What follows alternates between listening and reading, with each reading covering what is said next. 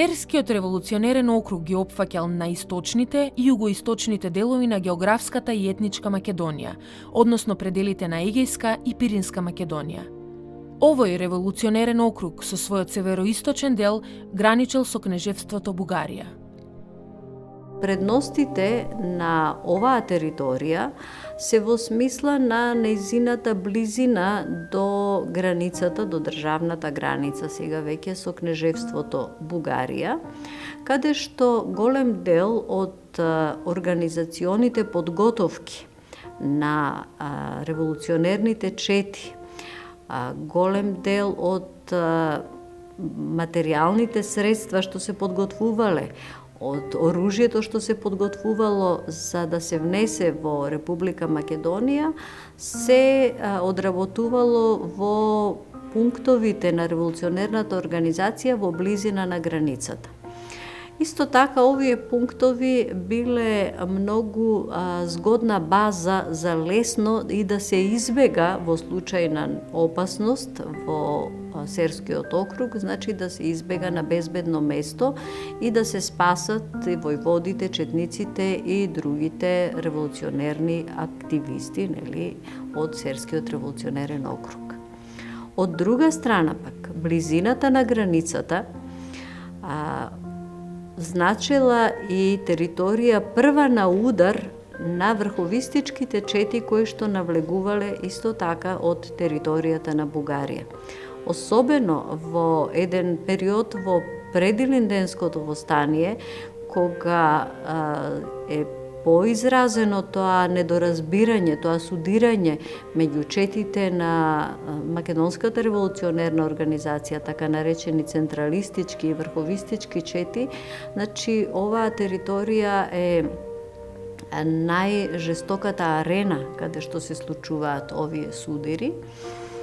И серските војводи, значи скоро сите биле постојано на два фронта, од една страна борбата со врховистичките чети, од друга страна, нели, другата опасност, турската власт, башиболзуци, војска и така натака.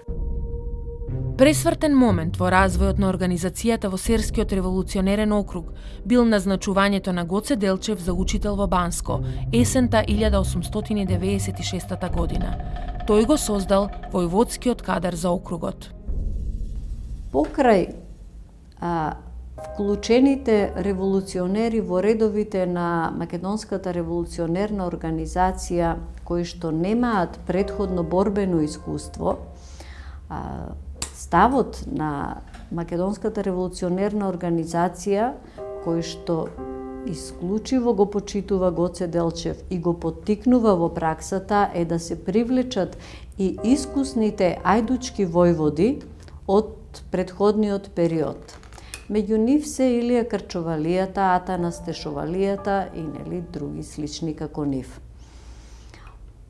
Илија Крчовалијата, наречен Крчовалијата заради неговото потекло од селото Крчово, Демирхисарско, е и првиот војвода во Серскиот округ, односно според неговиот четник Илија Димков, тој е војвода на првата чета формирана од страна на Гоце Делчев во Серскиот револуционерен округ.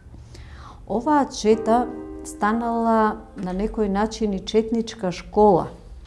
Значи, Гоце Делчев го респектира неговото борбено искуство, неговата возраст, неговата обученост да се снаоѓа на теренот во секакви услови. Од четничката школа на Крчовалијата се издвоиле храбри војници, како што биле Георги Радев и војводите Атана Стешовалијата и Иван Даскал од Капарначаушот, Георги Спанчовалијата, Димитар Катаналијата.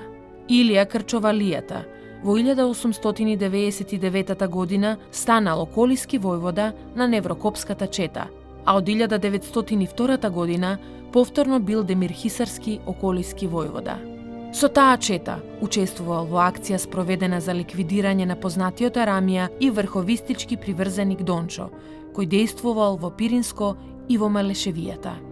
За првата чета во Серскиот округ, четата на војводата Илија, секретар бил одреден еден од помладите четници, Ѓеорги Баждаров. Тие двајцата се познавале уште од детските години на Баждаров, затоа што потекнуваат од исти крај, и со тоа е зајакната нивната меѓусебна доверба, но војводата бил борбено способен да ја предводи четата, ама не бил грамотен човек, не бил способен да ја работи таа секретарската работа, и во принцип секогаш секретарите на четите биле земани од редовите на помладите учени луѓе, кои што можеле да ја покријат оваа потреба. Баждаров во своите спомени го опишува Крчовалијата како силен човек со среден раст и широки плеќи. Имал над 50 години и доволно искуство да ја познава во целост Пирин планина. Местата каде што се заканувала опасноста од османлиите, но и местата каде што било безбедно да се преноќи. Дедо Илјо бил неписмен, но неговата природна интелигенција го здобила со почит од четниците и останатите војводи. Ѓорги Баждаров во своите спомени ќе ја опише оваа способност на искусниот војвода, како што го нарекувале и неговите четници заради возраста дедо Илија, Крчовалијата. Тие, учеле доста за сите тие искуства да се делува во илегалност, да се опстои во сите услови, во нелагодниот терен, во нелагодните временски услови и така натака. Сепак синоним за револуционерните активности во Серскиот округ е името на војводата Јане Сандански. Тој својата прва воена обука ја стекнал од 1892 до 1894 година во Кјустендил, при што се стекнал со воениот чин постар водник или помлад унтерофицер. Во 1897 година Јане Сандански влегува во Македонија како борец на Врховниот македонски комитет. Тогаш тој го доживува и своето прво воено крштевање, здобивајќи се со рана во левата рака. После ова, Сандански си извлекол заклучок и во своите спомени пишува: "Тогаш се зареков, никаде да не мрднам, никому да не му станам слепо орудие, додека добро не разберам како стои работата со ослободителното дело внатре во Македонија." Со делото на МРО бил запознат од страна на Гоце Делчев. Со Гоцевата помош формирал мала чета со која во април 1901 година од Бугарија навлегол во Македонија. Тој тогаш бил назначен за мелнички околиски војвода. Освен отпорот против османлиите, Сандански се борел и против врховистите. Неговата прва чета се движала лево од реката Струма со цел да се исчисти реонот од врховистичкото влијание. Јане Сандански играл улога и на војвода агитатор. Тој добро проценил во која насока да делува меѓу народот. Најчесто е истакнувал потребата од самостојност во борбата. Се обидувал да ги убеди народните маси дека најсигурно е да се потпираат на сопствените сили. Војводата Јане ги организирал селата и градовите, апелирал за само вооружување, зашто и самиот собирал пари. Недостатокот на оружје бил еден од проблемите кој требало да биде решен. Заклучува дека населението е сиромашко за набавка на оружје и дека не може да смета на Врховниот комитет, на чие чело по апсењето на Борис Сарафов е генералот Сончев, човек на бугарскиот кнез. Во овој округ може да забележиме дека се одиграло и најспецифичното грабнување на некоја значајна личност, што често се случувало во организацијата пред илинденскиот период, како еден начин за добивање на материјални средства, за да може да се вооружуваат четниците. Но најзапаметен случај и највпечатлив е грабнувањето на американската мисионерка Елена Стоун. Тоа е општо познато како една афера која што имала одзив и во меѓународни рамки. Значи, тоа со подводството на Јане Сандански се случило од страна на војводите од Серскиот револуционерен округ и целата оваа приказна завршува успешно и за организацијата, но и за двете грабнати жени. Тоа се случило во август 1901 година на патот кон селото Банско, каде мис Стоун се движела со својата придружничка Цилка, протестантка од македонско потекло. Започнува вистинска драма, која ќе добие популарност во меѓународни рамки. За време на престојот на мис Елена Стоун и Екатерина Цилка во четата на војводата Сандански треба да се потенцира големата љубезност, коректност и грижа на војводата и неговите придружници кон двете жени. И самите тие во своите спомени војводата Сандански го нарекуваат добриот човек, ги опишуваат неговите човечки доблести и неговите покажани емоции, особено кон бебето што го родила Цилка. Бидејќи начинот на кој што тој ги решаваше историските јазли на македонското прашање, например со аферата Мис Стоун, тој се издигна во светски рамки и тој и даде на македонската гледна точка светско значење. По неколку неуспешни обиди на турските официјални војски да ги ослободат заложниците и поводените преговори преку посредници, на 20 јануари на војводата Јане Сандански му се исплатени 14.500 лири. Потоа, откако целта била постигната, мис Стоун и Цилка биле ослободени кај струмичко село Градошорци на 10 февруари 1902 година. Во односа на мистонските пари,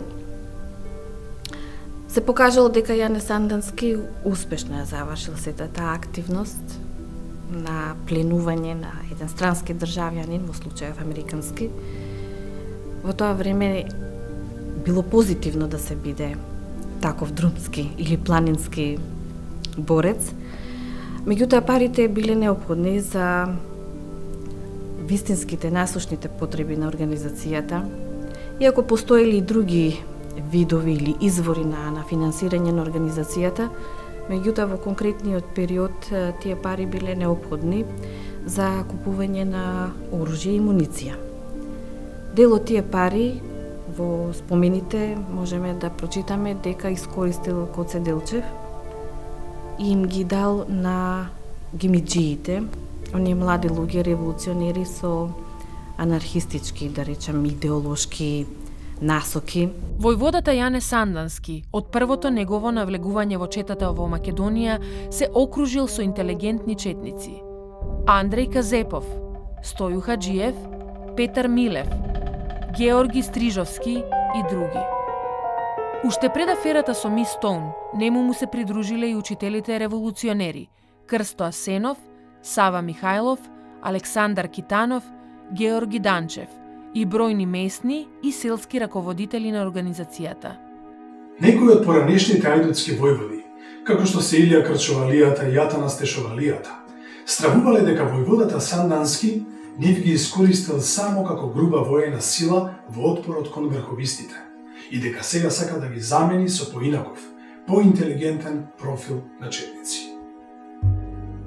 Во една прилика дури се отворило дискусија за улогата на онаа категорија што ја спомнавме од Илија Крчовалијата, од повозрасните, од поискусните четници. Дури доаѓа во дадени моменти до меѓусебни вербални пресметки меѓу нив, но тоа е навистина незначително во однос на нивното заедничко делување понатака. Разгледувале дури прашања дали за да се одржи дисциплината на војводата, дисциплината на револуционерот, за да се задржи неговата целокупна посветеност на делото, се поставувало и прашањето дали е добро да тој има и свое семејство, заради тоа што нели тоа ќе му одзема време, енергија, ќе го расколеба во дадени моменти и тука нели постои во одредени ситуации и стравот да не се попушти во она организациона дисциплина. Додека на територијата на Македонија се решавале и прашањата на составот на четите, во Софија се донесува решение за востание. Гоце Делчев оттаму заминува за Македонија. Меѓутоа, ако ги следиме интересите на сите вклучени актери во овие настани, ќе забележиме дека постојат и луѓе кои што биле заинтересирани за неуспех на една таква активност. Можеме да ги бараме тие фактори и во лицето на луѓето кои што потекнувале од Врховниот македонски комитет, па и кои што го воделе, но исто така и во лицето на оние луѓе кои што потекнувале од различните балкански пропаганди во овој период. Српската, грчката, бугарската. Тие биле најдоминантни. Но во секој случај патот од Софија Гоце го води кон Македонија. Постои сеќавање од Ѓурче Петров пред да замине за Македонија, дека како да ја пречувствувал својата судбина, како ќе се одвива во наредните месеци. Нивното збогување било доста впечатливо, како за последен пат, па дури самиот Гоце барал да се фотографираат и се случува тоа да го направат заедно со Никола Малешевски, исто така нивен близок соработник. Таа фотографија е зачувана, ја има. И тие тројцата се фотографирани, дури и кога ќе се загледа сликата, фотографијата, се насетува некоја меланхоличност во ликот на Гоце. Сепак тој преминува бугарската граница и преку планинскиот предел навлегува во Серскиот округ. Добива официјално соопштение дека востанието е изгласано и тргнува на посета на серските чети, на кои им соопштува нови вести. Кон крајот на 1902 година и почетокот на 1903 година, кога интензивно во редовите на Македонската револуционерна организација се отвара прашањето за кревање на востанието, значи како и во другите револуционерни окрузи, во Серскиот револуционерен округ се прават повеќе средби, советувања, дискутирања. Едно од тие советувања на војводите и на раководителите од Серскиот револуционерен округ започнува од крајот на 1902 година во селото Каракој и тие дискусии траат и понатака, нели, и во јануари 1903 година, значи се разгледува најсериозното прашање дали е зрела состојбата за кревање на востание. Се изнесуваат објективните состојби од теренот, односно се констатира дека навистина вооруженоста не е на тоа ниво на кое што би сакале организаторите да биде, но со оглед на тоа дека веќе од раководните структури стигнуваат информациите дека е донесена одлуката за кревање на востание, во Серскиот револуционерен округ се чувствува една поголема вознемиреност заради чувството на неподготвеност. Дури Јане Сандански стои на тој став дека не се подготвени за востание и со неговата бунтовна природа, дури во дискусиите, во неговиот разговор со Гоце Делчев, па и по прашањето за соработка сега со врховистичките чети, бидејќи ставот на Централниот комитет после одлуката за кревање на востание е во востанието, значи и врховистичките чети и централистичките чети заеднички да се борат против, турската власт, турската војска, турските басибозуци.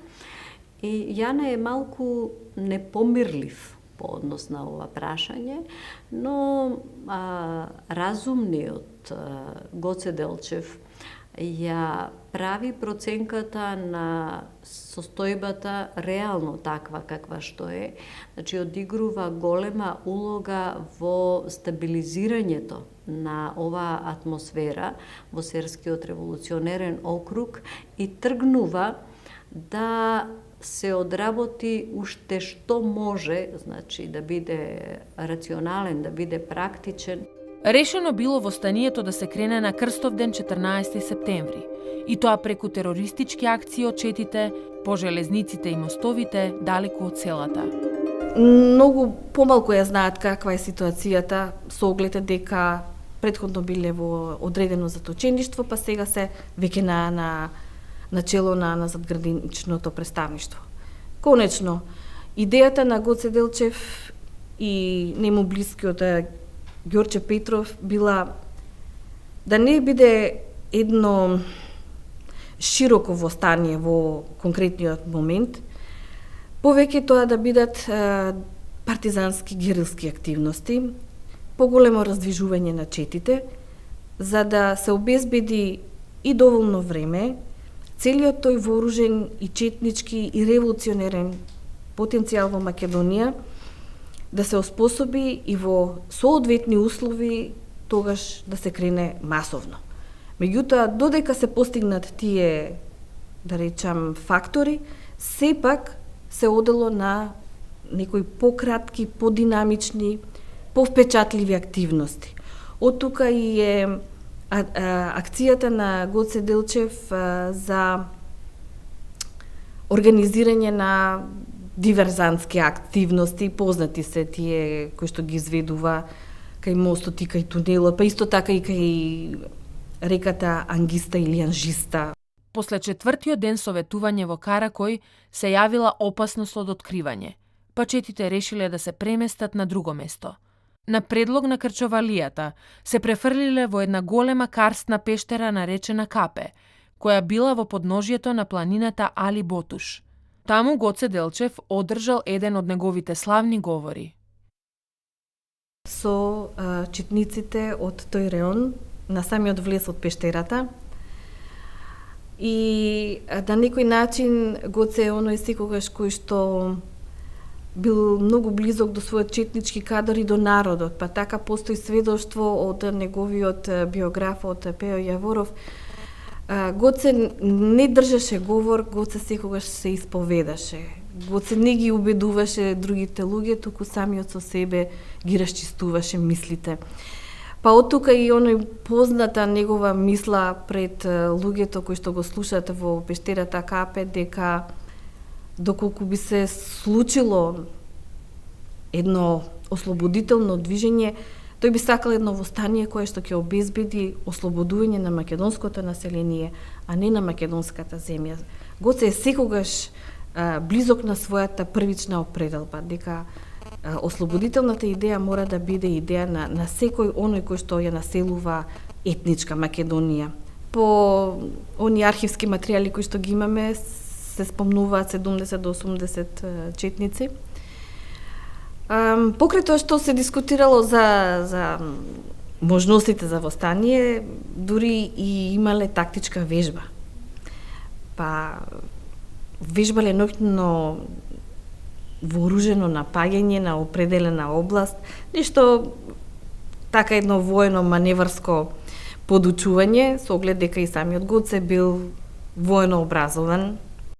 До поголеми судири во текот на востанието дошло во Демирхисарско, Мелничко, Неврокопско, Разлошко и Горноџумајско, а во акциите заеднички учествувале и врховистичките чети по налог на ЦК и МРО.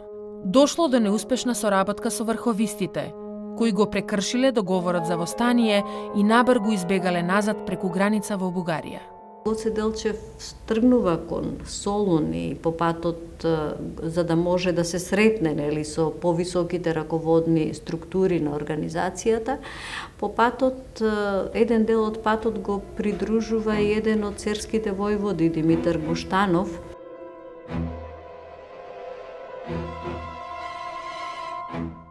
Димитар Гуштанов е еден од македонските револуционери и интелектуалци. Тој завршил право во Швајцарија, во Лозана. Во Македонија учителствувал во повеќе места, а пак во 1902 година ќе биде назначен за директор на Серската педагошка школа. Од Гоце Делчев, Димитар Гуштанов ќе биде назначен за инспектор на четите на Македонската револуционерна организација во Серскиот револуционерен округ и ќе действува во тој регион. Инаку Димитар Гуштанов бил еден од приврзаниците на Гоце Делчев, на Јане Сандански, на Пејо Јаворов во врска со идејата да се организираат атентати во Серскиот револуционерен округ, затоа што сметал дека тој округ се уште не е доволно подготвен за едно општо восстание, така што тој ќе земе учество заедно со Гоце Делчев во март 1903 година во извршување на атентатот на мостот и тунелот кај реката Ангиста. Во последните мигови од животот на Гоце Делчев, Димитар Гуштанов бил заедно со него и тие заедно учествувале во битката во селото Баница Серско на 4 мај 1903 година, кога двајцата ќе загинат во борба со османлиската војска. На 6 мај во Баница бил закажан конгрес со цел да се разговара за очекуваното восстание. Кога Гоце Делчев пристигна во селото на 2 мај, османлиската војска под водство на неговиот школски познаник Хусеин Тефиков веќе била длабоко навлезена во теренот. Битката траела 30 часа. Веќе наредниот ден селото Баница било изгорено до темел, при што загинало голем број невино население. Имало повеќе жртви, но во секој случај најверојатно станува збор за збирна една сумарна бројка и на настрадени селани и на четници. Меѓутоа, самите соборци кои што биле со Гоце тешко го проживуваат тој чин. Дури на 17 мај дел од нив има храброст да напише јавно известување до населението. Тоа го прават преку бугарскиот напреден вестник Изгрев со датум од 17 мај, каде што е објавен официјалниот некролог за Гоце Делчев. Иако некрологот поминува како напишан од редакцијата, меѓутоа по стилот и изразувањето се претпоставува дека е на Димо Хаджи Димов. Ѓорги Делчев, тоа свето и милозвучно име е веќе мртов труп. Ѓорги Делчев, тој безпримерен револуционер, наследник на Левски, ученик на Гарибалди, едномисленик на Ботев, не е меѓу живите. И знаеш ли ти о несреќна земјо, лулка на крв и солзи, мајка на маченици, доилка на херои, знаеш ли ти кого загуби на 4 мај? Ти го изгуби о несреќна земјо, најпреданиот, најрешителниот, најсмелиот, најдоблесниот свој борец. Ти ја изгуби половината од душата на твојот буден страж. Македонија, на 4 мај, ти го изгуби Делчева. Си видел ли човек кој нема смелост мравка да настапи, а со олимписко спокојство се фрла како тигар среде непријателот? Георги, ти умре, но твоето име го шепоти секоја изгорена македонска душа. Поклон пред твојот легендарен живот, пред твојата железна волја, пред твојот светот ум. Поклон пред твојата бесмртна памет.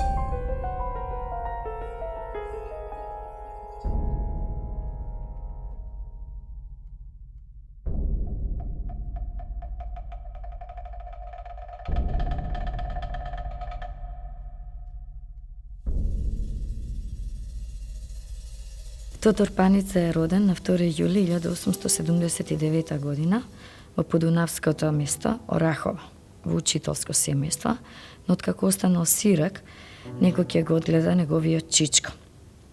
Во Варна, каде што тука во Варна тој завршил и гимназиско образование. Ќе го одслужи, односно ќе служи 3 години воен рок, но при крајот на војниот рок тој веќе ќе избега од касарната, ќе се приклучи во редовите на Македонската револуционерна организација, односно веќе ќе почнува да действува во Скопскиот револуционерен округ како четник при четата на војводата Никола Пушкаров. За време на Илинденското востание ќе действува во Куманово и Кратовско и ќе учествува во многу битки во текот на Илинденското востание. Тој се решава да се вклучи во македонското револуционерно движење за да се бори за слободата на својот братски народ.